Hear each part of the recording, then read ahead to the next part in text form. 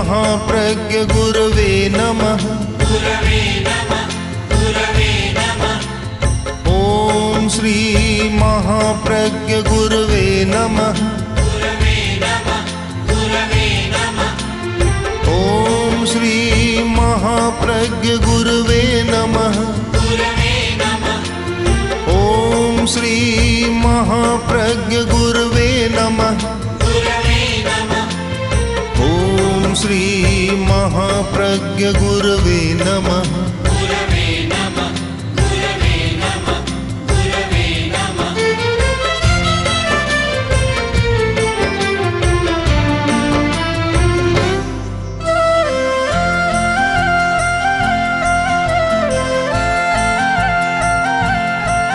जय महाप्रज्ञ का जाप करो। जय महाप्रज्ञ का जाप करो। जय महाप्रज्ञ का जाप करो। भव भव का अघ संताप हरो। भव भव का अघ संताप हरो। जय महाप्रज्ञ का जाप करो। जय महाप्रज्ञ का जाप करो।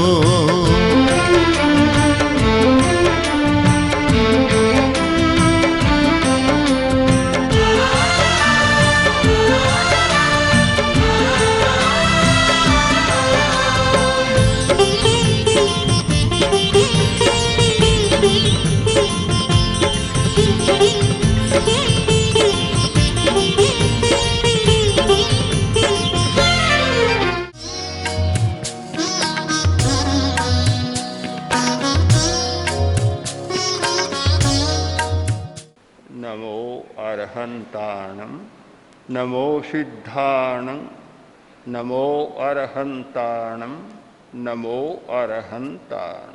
अरहत को पहले नमस्कार और सिद्ध को बाद में नमस्कार। प्रश्न आवश्यक है और अस्थानीय भी नहीं। सिद्ध सर्वथा कर्म मुक्त है, जबकि अरहत के 4 कर्म भी रहते, शरीर भी रहता है, वे अशरीर है। तो पहला स्थान सिद्ध का है, दूसरा स्थान अरहत का। ये क्यों? ये विपर्यास क्यों? पहले होना चाहिए नमो सिद्धाणम और फिर नमो अरहंताणम। इस प्रश्न का उत्तर व्यावहारिक दृष्टि से भी खोजें तो सरल है कि आदमी प्रथम स्थान उसको देता है जिससे अपना स्वार्थ सिद्ध होता है। सिद्ध है, परमात्मा है, पर उनसे हमारा कोई स्वार्थ सिद्ध नहीं होता। अपने आप में तो परम बन गए, पर हमारे लिए उनकी उपयोगिता नहीं रही। उपयोगितावादी दृष्टिकोण, दर्शन के क्षेत्र में 2 दृष्टिकोण हैं, एक अस्तित्ववादी दृष्टिकोण और एक उपयोगितावादी दृष्टिकोण। तो आदमी उपयोगिता की बात सोचता है कि हमारे लिए इसका क्या उपयोग है। अगर हमारे लिए कोई उपयोग नहीं है तो फिर वह हमारे काम का नहीं। अरहत की उपयोगिता है क्योंकि वह शरीरधारी है, बोलते हैं, उपदेश देते हैं, प्रवचन करते हैं, रास्ता दिखाते हैं, तो उनकी उपयोगिता है। जो अपने आप में लीन हो गया उसकी समाज के लिए कोई उपयोगिता नहीं है। उपयोगिता का प्रश्न बड़ा महत्वपूर्ण है और उसके आधार पर ही हम शक्ति का विश्लेषण कर सकते हैं। शक्ति एक अत्यंत अनिवार्य तत्व है। शक्ति के बिना हमारा कोई काम नहीं होता। हमारे शरीर में तेजस शरीर की शक्ति है, इसीलिए हम बोलते हैं, चलते हैं, खाते पीते हैं, काम करते हैं, प्रवृत्ति करते हैं। एक अंगुली भी हिलाना है, शक्ति के बिना तेजस शरीर के सहयोग के बिना नहीं हो सकता। तेजस शरीर, हमारे भीतर एक शरीर है, विद्युत शरीर, एक इलेक्ट्रिकल बॉडी हमारे भीतर है, और उस इलेक्ट्रिकल बॉडी तेजस शरीर के माध्यम से ही हमारी सारी क्रिया होती है। जहाँ तेजस शरीर स्थान छोड़ देता है, आदमी का शरीर शून्य हो जाता है। लकवा मार गया, पोलियो हो गया, यह हो गया, वह हो गया, निकम्मा हो गया अवयव। इसका अर्थ है कि तेजस शरीर वहाँ से चल विदा हो गया, वह स्थान शून्य हो गया। तो तेजस शरीर की शक्ति, हमारी सारी शक्ति विद्युत के द्वारा संचालित होती है। चाहे व्यवहार के क्षेत्र में देख लो कि विद्युत के द्वारा सारा विज्ञान का विकास चल रहा है, और आंतरिक दृष्टि में देखें तो हमारी आंतरिक विद्युत के द्वारा यानी तेजस ऊर्जा के द्वारा हमारा सारा कार्य चल रहा है। आगे जाएं तो एक कर्म है अंतराय कर्म। अंतराय कर्म का उदय होता है, शक्ति का स्खलन हो जाता है, और अंतराय कर्म का क्षयोपशम होता है, विलय होता है, तो शक्ति का विकास हो जाता है। हम ऊपर नीचे, दाएं बाएं, आगे पीछे, छहों दिशाओं में देखें, खूब ध्यान से देखें तो पता चलेगा कि जहाँ शक्ति है वहाँ सफलता है, जहाँ शक्ति नहीं है वहाँ सफलता नहीं है। समस्या तो है शक्ति का उपयोग।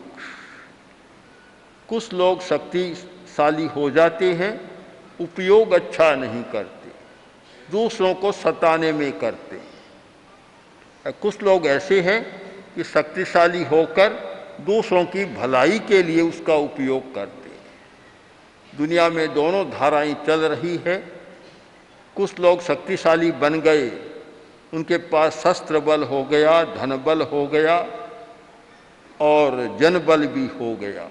जन बल है, धन बल है और शस्त्र बल है, तो फिर उन पर कोई अब अंकुश नहीं, वे जो चाहे सो कर देते हैं सारा।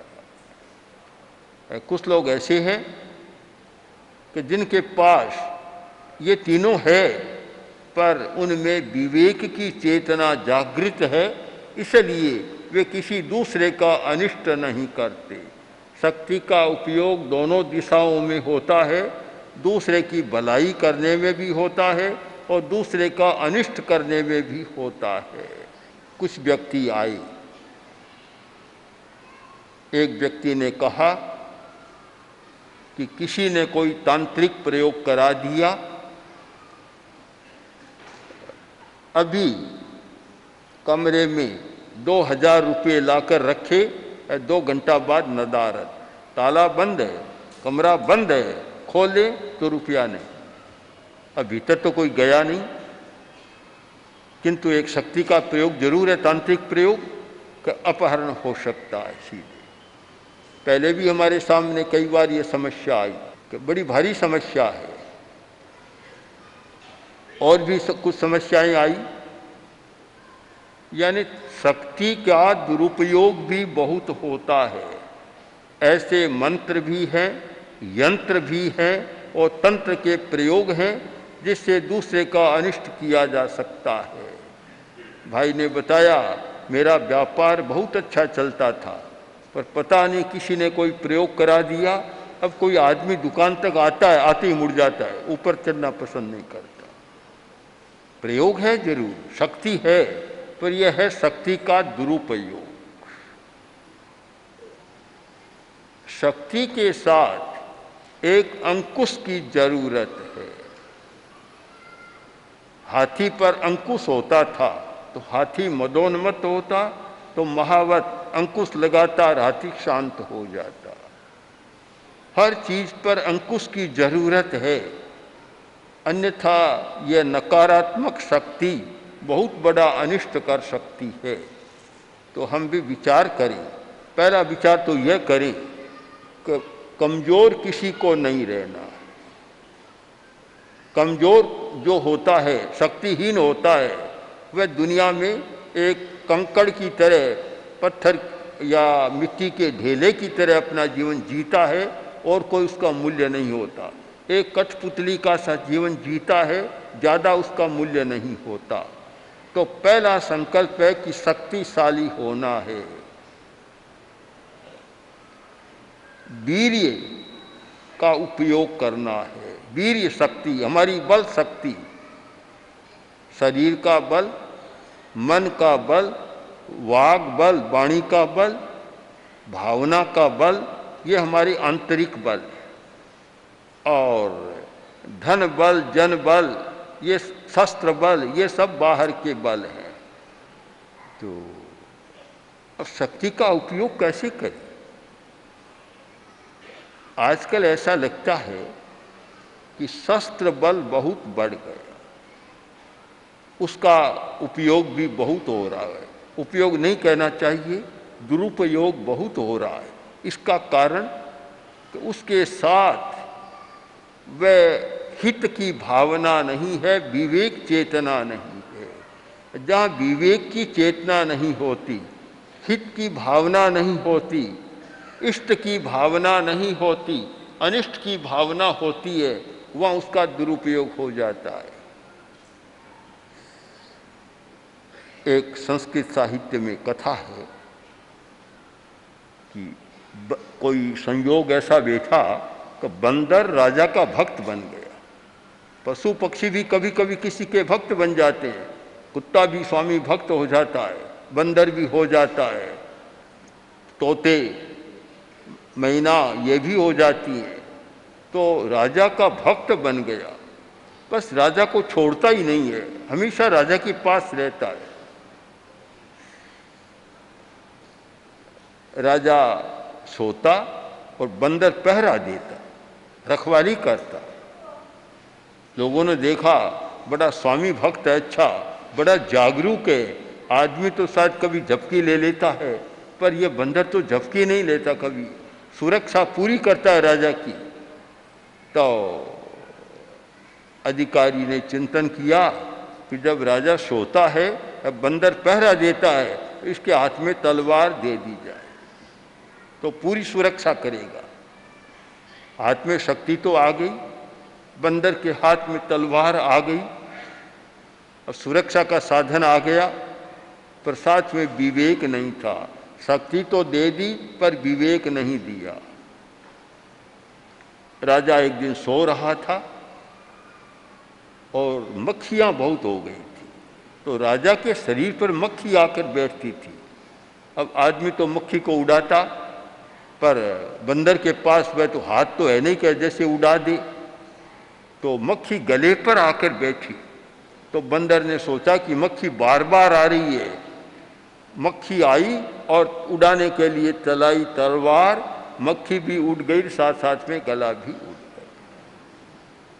शक्ति का दुरुपयोग, यानी शक्ति किस हाथ में जानी चाहिए, जब तक यह विचार नहीं होता दुनिया में, तो हमेशा शक्ति का दुरुपयोग होता रहता है।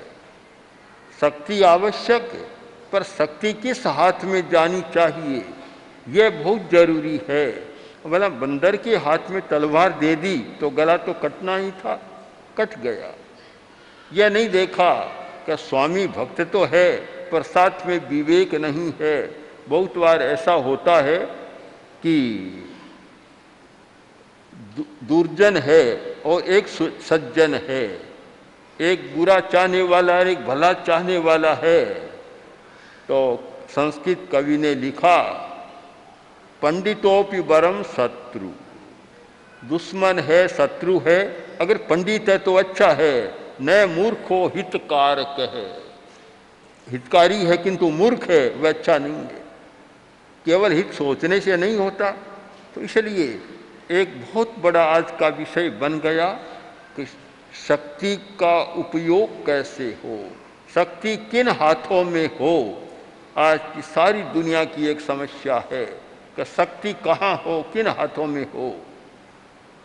शक्ति का जागरण अच्छा या बुरा, भगवान महावीर के पास जो जयंती के प्रश्न थे, उन प्रश्नों के संदर्भ में एक प्रश्न हम बना लें कि महावीर से कोई पूछे कि बनते शक्ति का होना अच्छा है या बुरा, शक्ति का जागरण अच्छा है या बुरा, तो महावीर का उत्तर होगा कि अगर विवेक चेतना है तो शक्ति का जागरण अच्छा है, और विवेक चेतना नहीं है तो शक्ति का सोए रहना ही अच्छा है, न जागना ही अच्छा है। कुछ समय ऐसा आता है जहाँ शक्ति का विशेष जागरण हो सकता है। अभी अभी भगवती में हम काम कर रहे थे, 5 करण आए, दब्ब करणम, क्षेत्र करणम, काल करणम, भाव करणम, भव करणम। 5 प्रकार के साधकतम साधन है, और साधन वह होता है कि साधकतम उसके होने पर क्रिया हो जाती है। तो क्षेत्र भी एक करण है, स्थान एक करण है, क्षेत्र साधन बनता है। एक अच्छा क्षेत्र मिला, चेतना जाग जाएगी, और क्षेत्र खराब मिला तो चेतना सो जाएगी। सब क्षेत्र समान नहीं होते। कुछ क्षेत्र है जो विद्युत चुंबकीय क्षेत्र बन जाते हैं, इलेक्ट्रोमैग्नेटिक फील्ड बन जाते हैं, कि जहाँ शक्ति का जागरण हो सकता है। इसलिए क्षेत्र का विवेक करना भी जरूरी। तो वैसे ही काल करणम, काल भी एक करण बनता है, यानी किस समय आकाश से ग्रहों का कैसा विकिरण हो रहा है। एक बहुत बड़ा विज्ञान है ये, कि किस राशि में किस समय ग्रहों का कैसा विकिरण हो रहा है, और उस समय क्या करना चाहिए। बड़ा विज्ञान है। जैसे जैविक घड़ी का विज्ञान है, एक घड़ी जो आपके हाथ पर बंधी है वह नहीं, जैविक घड़ी आपके भीतर एक घड़ी है, बायो इलेक्ट्रिकल वॉच, एक जैविक घड़ी है। तो वह घड़ी उस समय बताती है कि अभी 2 बजे हैं, तो आपको 2 बजे क्या काम करना चाहिए। अभी 3 बजे का समय है, 3 और 5 के बीच में अगर आपको कोई गहरा चिंतन करना है, कोई बौद्धिक काम करना है, कोई भाष्य लिखना है, टिप्पण लिखना है, अच्छा काम करना है, तो 3 से 5 के बीच का समय बहुत ज़्यादा उपयुक्त है। आपको भोजन करना है तो हर समय खाना अच्छा नहीं। 11 बजे से 1 बजे के बीच का समय भोजन के लिए सबसे अच्छा समय है। यह नहीं कि रात को 3 बजे 2 बजे खाए, अच्छा समय नहीं होता। और आजकल यह समय का ज्ञान नहीं है कि किस समय कौन सा काम करना चाहिए, इसीलिए सारा उल्टा हो जाता है। हमें द्रव्य का ज्ञान होना चाहिए कि किस द्रव्य का हमारे पर क्या प्रभाव पड़ता है। हमें क्षेत्र का ज्ञान होना चाहिए कि किस क्षेत्र का हमारे मन पर क्या असर होती है, और हमें काल का कि किस समय कौन सा समय हमें प्रभावित करता है। समय समान नहीं होता। एक समय ऐसा होता है कि आपकी स्मृति शक्ति बढ़ जाएगी। एक समय ऐसा है कि आपकी जो कोई रिसर्च कर रहे हैं, खोज कर रहे हैं, तो नए तथ्य खोजने की आपकी शक्ति बढ़ जाएगी। उस जैविक घड़ी के आधार पर हमारा मस्तिष्क काम करता है, हमारा शरीर काम करता है। तो काल का भी बड़ा प्रभाव है। और कौन सा समय आता है जिस समय अच्छे ग्रहों का विकिरण होता है। हमने अनुभव किया, देखा कि इस समय शक्ति जागरण के लिए अच्छे विकिरण आदमी को प्राप्त होते हैं। इसलिए हमारा पहला संकल्प होना चाहिए, हमें शक्ति का विकास करना है, यानी अंतराय कर्म के क्षयोपशम को बढ़ाना है, और भीतर के जो तंत्र है हमारी शक्ति के, उनको भी सक्रिय करना है, शक्तिशाली होना है। मैं तो मानता हूँ कि जब से बच्चा समझने लग जाए तब से ही उसके मन में एक संस्कार बन जाए कि मुझे शक्तिशाली होना है। हऊ कामेनम, 10वीं कालिक सूत्र में एक बहुत सुंदर प्रयोग आता है, हऊ कामे। दो बच्चे खड़े हैं और एक से पूछे हऊ कामी, क्या तुम कुछ होना चाहते हो? कहाँ होना चाहता हूँ। दूसरे से पूछे तुम होना चाहते हो? क्या नहीं, कुछ भी नहीं, मैं तो कुछ भी नहीं। दोनों की दिशाएं अलग हो जाएगी। ये संकल्प हो कि मुझे कुछ होना है, इस दुनिया में जन्म लिया है, मनुष्य का शरीर मिला है और दुर्लभ शरीर मिला है जिसमें शक्तिशाली नाड़ी तंत्र, शक्तिशाली ग्रंथि तंत्र और हमारी शक्तिशाली रसायन, ये सारा संयोग मिला है। तो मुझे अवश्य कुछ होना है। हऊ कामेनम, मुझे कुछ बनना है।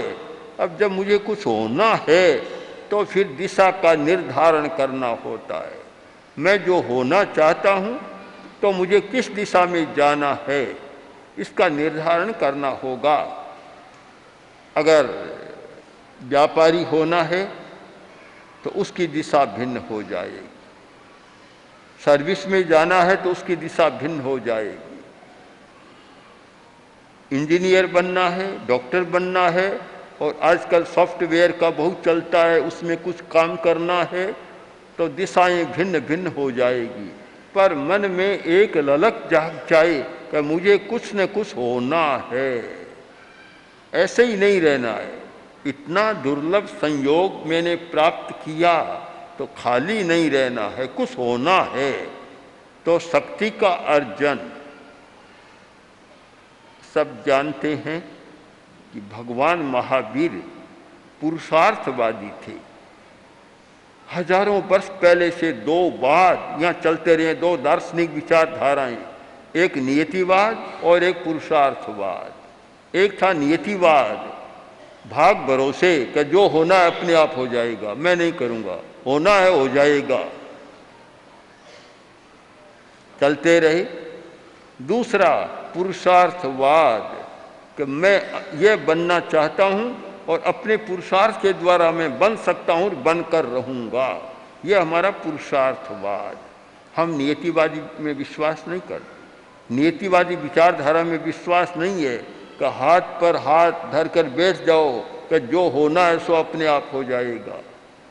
जब नियतिवाद और पुरुषार्थवाद का संघर्ष चला, आपस में चिंतन विचार विमर्श चला, तो पुरुषार्थवादी ने नीतिवादी से कहा कि तुम खाते क्यों हो? कि भूख बुझाने के लिए। क्यों खाते हो? तुम्हारे सामने थाली रख दी और पेट भरना तो भर जाएगा, तुम्हें हाथ उठाने की जरूरत क्या है? तुम्हें कोर तोड़ने की जरूरत क्या है? फिर कोर को मुंह में ले जाने की जरूरत क्या है? फिर चबाने की जरूरत क्या है? और फिर पाचन तंत्र को कष्ट देने की जरूरत क्या है? जो होना है सो अपने आप हो जाएगा। तुम्हें जाना है, अहमदाबाद से बंबई जाना है तो बस चले जाओगे, जब होना है तो अपने आप हो जाएगा। फिर क्यों रिजर्वेशन कराओ, क्यों टिकट लो, क्यों इतना धंधा करो? जो होना है सो हो जाएगा। हम देखते हैं कि पुरुषार्थ के बिना कुछ भी नहीं होता। आदमी को पुरुषार्थ करना होता है, श्रम करना होता है, कोरा भाग भी काम नहीं देता। सिद्धांत तो यहाँ तक जा सकता है कि अगर पुरुषार्थ नहीं है तो अच्छा भाग्य भी निकम्मा चला जाता है। एक आदमी का भाग्य बहुत अच्छा है पर आलसी है, पुरुषार्थ नहीं किया तो भाग्य भी निकम्मा चला जाएगा। इसलिए हम श्रम करें, पुरुषार्थ करें और पुरुषार्थ के द्वारा शक्ति को जगाने का प्रयत्न करें।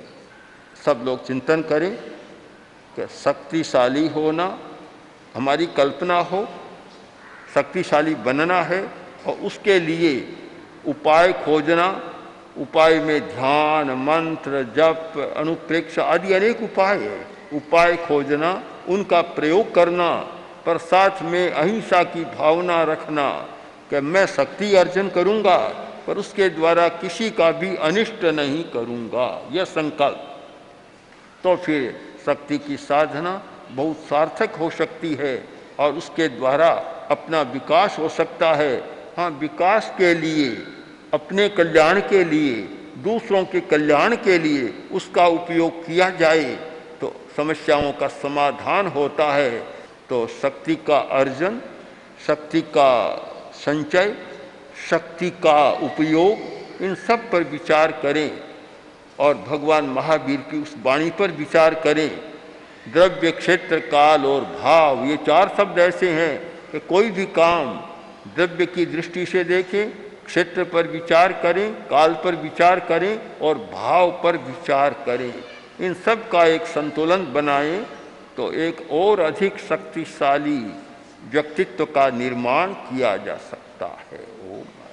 ओम श्री महाप्रज्ञ गुरवे नमः। ओम श्री महाप्रज्ञ गुरवे नमः। ओम श्री महाप्रज्ञ गुरवे नमः।